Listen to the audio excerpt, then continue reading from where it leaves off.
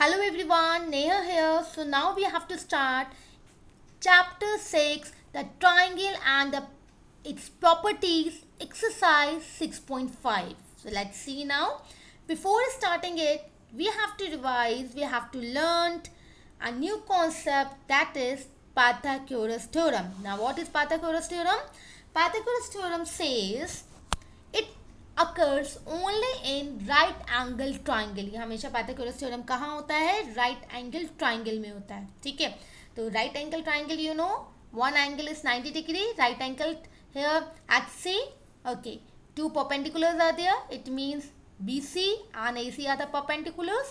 Okay, so for this we will learn first new words, hypotenuse. Now what is hypotenuse? Perpendiculars, you know what is perpendiculars and what is base?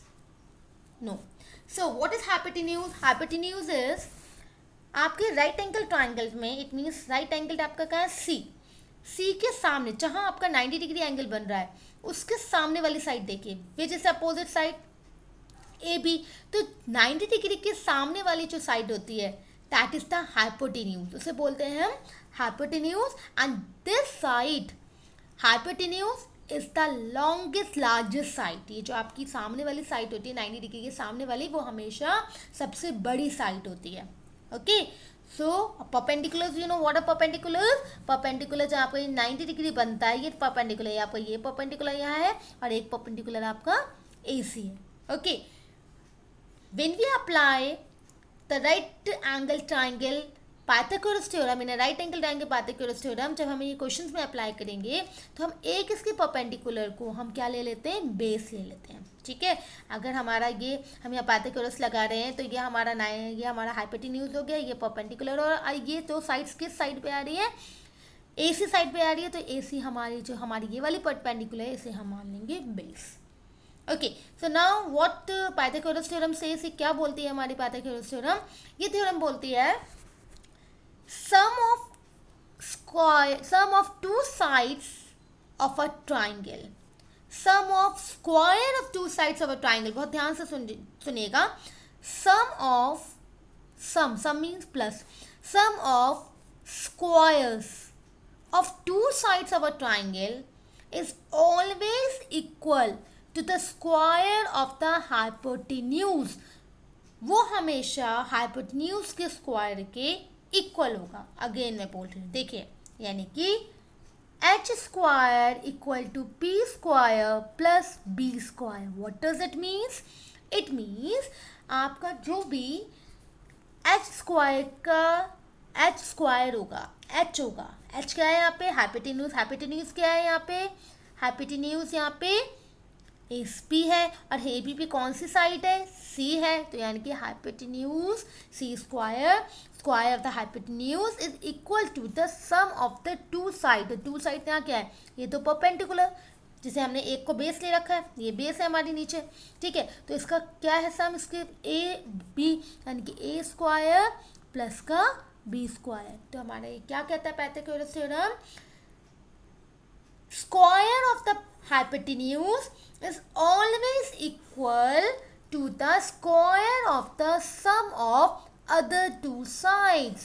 ठीक है, ये बोलता है हमारा Pythagoras theorem. It means Pythagoras theorem is only applied in a right angled triangle. Okay? अब इसका converse क्या है? कन्वर्स ये है, अगर आपको ये गिवन है कि H square equal to P square plus B square, यानी कि अगर आपको गिवन है पाइथागोरस थ्योरम कि C square equal to A square plus B square, it means उसके सामने वाला एंगल हमेशा 90 डिग्री होगा. अब ओके, इसका कन्वर्स हो गया. यानी कि हमने ये पढ़ा था, अगर कोई भी एंगल 90 डिग्री है तो उसके बाद तो उसके क्या अप्लाई होगी? उसके सामने हाइपोटेन्यूज से हमेशा क्या अप्लाई होगी?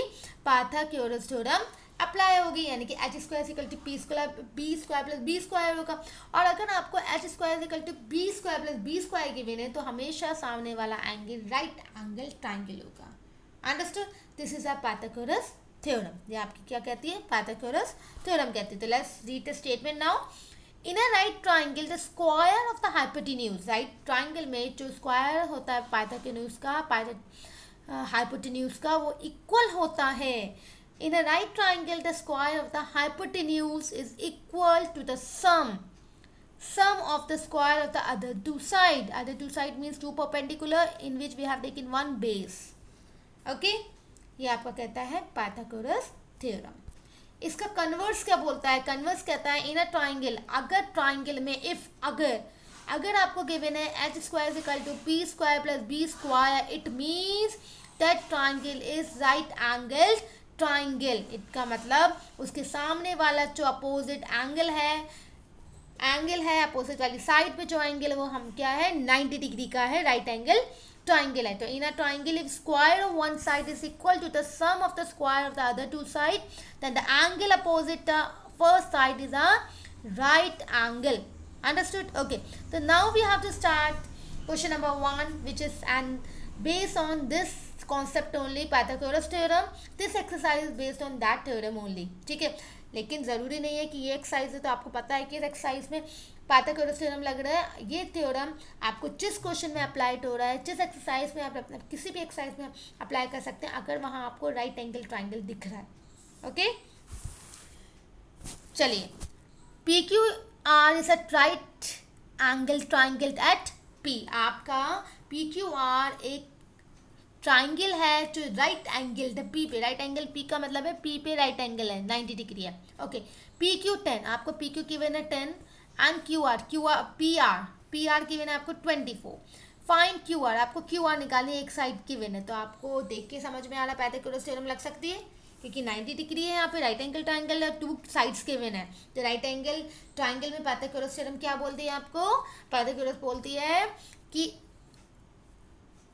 square of the hypotenuse is equal to the sum of the other two side. It means h p square plus b square. ये आपको कहती है पाइथागोरस थ्योरम, इसकी शॉर्ट फॉर्म है PGT थ्योरम. ठीक है, तो अब आपको h स्क्वायर यहाँ पे क्या है? h है आपका QR, तो हमने लिखते हैं h की जगह QR स्क्वायर. p क्या है हमारा? p हमारा RP. अच्छा, p हमारा ठीक है. हमने यहाँ पे आपका ये हो रहा होगा, आप ये सोच रहे हो कि हमने यहाँ पे RP हम कौन सा लें आपको ये, तो आप कोई भी एक परपेंडिकुलर ले लिए और आप इसमें कोई भी साइड ले लिए. ठीक है, तो अगर हमने यहाँ पे RP और हमने एक लिया है Q, हमारा यहाँ पे आ गया QP स्क्वायर, तो इनके हमने स्क्वायर की प्लस के इक्वल हो गया. अब हम इसकी वैल्यूज़ लिखेंगे, वैल्यूज़ लगाइए. QR स्क्वायर हमें फाइंड आउट करना है. ठीक है, RP हमें गिवन है 24 सेंटीमीटर स्क्वायर, QR गिवन है आप QP गिवन है आपको 10 centimetre square. QR square equal to 24 को 24 आप मल्टीप्लाई करेंगे 2 टाइम्स. जब आप 2 टाइम मल्टीप्लाई करेंगे देन यू विल गेट 576. आपका क्या आएगा? 576. 10 को स्क्वायर करेंगे, 10 10 से 100 होता है. QR square equal to 676. अब आपको यहाँ से प्रॉब्लम आ सकती है. QR square equal to 676. ठीक है, लेकिन यहाँ आपका स्क्वायरिंग आ रही है और आपको क्या निकालना है? सिर्फ QR निकालना है. तो आप इसे दो तरीके से कर सकते हैं. कैसे क्या कर सकते हैं? देखिए, फर्स्ट मेथड आपको मैं बताती हूँ. आप सबसे पहले क्या कर सकते हैं? 676 के पहले आप लीजिए फैक्टर्स. ठीक है, फैक्टर्स लेंगे तो 676 कैसे निकालेंगे? 2 3 सा 6. ठीक है, फिर 2 8 सा 16, 2 8 सा 16. ओके, फिर 2 1 सा 2, 2 9 सा 18, 2 4 सा 8, 2 8 सा 16, 2 7 सा 14. ठीक है, अब किससे जाएगा बताइए? 3 2 सा 6, बिकॉज 8 प्लस 7 15. 15 किसके टेबल में आता है? 3. इट मीन्स 3 की डिविजिबिलिटी रूल में आएगा, डिविजिबल होगा ये इजली. इसकी डिविजिबिलिटी रूल को फॉलो करता है. 3 2 सा 6, 3 9 सा 27. अब किससे जाएगा ये बताइए? किससे जाएगा ये? किससे जाएगा ये किससे से जाएगा? अपनी टेबल से जाएगा ये. तो यानी कि 29 1 सा 29 जाएगा ये. ठीक है, 29 1 सा 29 जाएगा. क्या आपको लग रहा है ठीक है? चेक करिए एक बार, चेक करिए इसमें. 2 3 सा 6. ठीक है, देखिए यहाँ गड़बड़ हो गई गड़बड़. क्या होगा ये यहाँ पे? इसलिए ये गड़बड़ नहीं करनी है. ओके, ये चीज़ मैंने इसलिए बताई क्योंकि मैंने ये चीज़ नोटिस की थी कुछ बच्चों का. जब मैंने चेक किया था तो they have mistaken this mistake. Many of you have done this mistake. बहुत लोगों ने ये मिस्टेक कर रखी थी. That is why I have told you. But this is, आपने देखा ये कहाँ गलती हो गई. ठीक है, जिन्हें समझ, कुछ बच्चों को समझ में आ गया होगा पहले ही. चलिए देखिए, दोबारा करते हैं. 2 3 6. ठीक है, 2 3 6, 2 8 16 हो गया. यहाँ 2 1 2, 2 6 12, 2 9 18. चलिए अब कैसे जाएगा ये. 13 की टेबल से 13 13 169 और 13 1 आ गया. फैक्टर्स लेते समय बहुत ध्यान से करिएगा. ये लास्ट अभी मैंने किया और उसे फिर रब किया, वो गलत था. क्यों मैंने ऐसे किया, क्योंकि ये मैंने बाय मिस्टेक नहीं हुआ था, ये मैंने जानबूझकर किया था. क्योंकि ये जो मिस्टेक्स थी, ये मिस्टेक्स मैंने काफ़ी बच्चों की कॉपीज़ पे नोटिस भी की थी. ठीक है, तो ये मिस्टेक्स नहीं होनी चाहिए फैक्टर लेते समय. ओके, फैक्टर्स जब आप लेंगे बहुत केयरफुली लेंगे, अदरवाइज अगर फैक्टर्स गलत हो गए तो आपका पूरा क्वेश्चन गलत हो जाएगा. ओके, तो यहाँ आपका 2 × 2, यहाँ 2/2 आया और 13 आया. तो आप इसे कैसे कर सकते हैं, देखिए आप बहुत ध्यान से देखिएगा कि हम इसे कैसे करेंगे. मिस्टेक नहीं होनी चाहिए. यानी कि दो आपके, अब आप क्या कर सकते हैं, जैसे फर्स्ट मेथड आपका ये है. देखिए, स्क्वायर इज इक्वल टू आपका था 676. ठीक है, आप क्यू स्क्वायर, ये से क्यू आर को 2 बार लिख सकते हैं. ठीक है, स्क्वायरिंग का मतलब क्या होता है, और इसे कैसे लिख सकते हैं. आपके क्या आए थे, 2 2 × 13 13, ये आए थे फैक्टर. अब आपको क्या चाहिए, आपको तो एक ही क्यू चाहिए. ठीक है, एक क्यू चाहिए, तो हमने यहाँ से भी एक ले लिया और यहाँ से भी हमने एक एक. जो हम काम करेंगे left hand side right hand side से एक साथ इक्वल एक सा काम करेंगे. क्यू आर ले लिए, यहाँ ले लिए 2 और यहाँ ले लिए 13, तो 13 2 26, तो 13 2 हमारा क्या हो गया 26. तो आगे 26 सेंटीमीटर. और आपका सेकंड मेथड है, आप सेकंड मेथड कैसे कर सकते हैं. सेकंड मेथड है, देखिए सेम यही है, बस हमने उस चीज़ को, जैसे क्यू आर स्क्वायर था, ये आपका आगे 676. ये बात ध्यान रखिएगा हमेशा. ये जो स्क्वायर है वो नेक्स्ट साइड जाके क्या हो जाता है, स्क्वायर रूट. ठीक है, स्क्वायर रूट हो जाता है. और उसके बाद हमने स्क्वायर रूट, हमने इसके फैक्टर्स लिए थे, हमारे क्या आया था 2 × 2 × 13 × 13. और ये बात ध्यान रखिएगा, कभी भी हमारा स्क्वायर रूट होता है तो दो नंबर स्क्वायर रूट से अगर कोई पेयर अंदर होता है तो बाहर क्या जाता है, हमेशा सिंगल नंबर जाता है. यानी कि यहाँ पे क्या आएगा 2, एक पेयर 2 और यहाँ पे 13. यानी कि अंडर रूट से कोई भी नंबर बाहर आता है, पेयरिंग और दो नंबर होते हैं तो एक नंबर बाहर आता है. 2 × 3 13 यानी कि 26. ये क्यों होता है ऐसा, देखिए इसका रीज़न भी आपको पता चलेगा क्यों बाहर आता है. वो इसलिए बाहर आता है क्योंकि यहाँ देखिए, यहाँ पे आपको 2 × 2 था और ये 13 × 13 है. ठीक है, आप इसे कैसे लिख सकते हो, आप लिख सकते हो 2 का स्क्वायर × 13 का स्क्वायर से लिख सकते हो. तो ये जो, यानी कि आपका ये क्या लिख दिया आपने, इसे क्या लिख सकते हैं आप इसे. तो यानी कि आप ये जो स्क्वायर रूट होता है वो इसे क्या कर देता है, कैंसिल. स्क्वायर रूट स्क्वायर से कैंसिल हो जाता है, इसलिए बाहर 2 6 सिर्फ सिंगल नंबर बाहर आता है. ओके, इसके पीछे ये रीज़न है.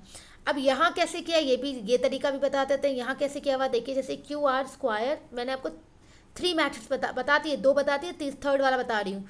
ठीक है, अब ये क्या करना है आपको, ये देखो इसमें आपको क्या करना है, बोथ साइड स्क्वायर रूट से आपको मल्टीप्लाई करना है. ठीक है, बोथ साइड आपको स्क्वायर करना है, स्क्वायर रूट से करना है. यहाँ देखिए स्क्वायर रूट से हमेशा स्क्वायर कैंसिल हो जाता है, यहाँ से कैंसिल हो गया और यहाँ आपका 670 से स्क्वायर रूट. बिल्कुल वैसे ही, या तो आप ऐसे करिए डायरेक्टली भी, आप कोई प्रॉब्लम नहीं है, ये मैंने आपको बता दिया. कभी आप डायरेक्टली भी इसे क्या कर सकते हैं, इसे डायरेक्टली आप इसका स्क्वायर जो है वो यहाँ से कैंसिल करके यहाँ स्क्वायर रूट बन जाता है. ओके, तो ऑल आर करेक्ट. आप कंफ्यूज मत हो जाइएगा कि ये क्या कर दिया है, don't be confused. So here we have completed question number 1. तो हमारा आंसर क्या है, Q R equal to 26 centimetre. तो हमारा क्यू आर साइड है 26 centimetre. Here we have completed question number 1. Question number 2 we will continue in the next video. Thank you.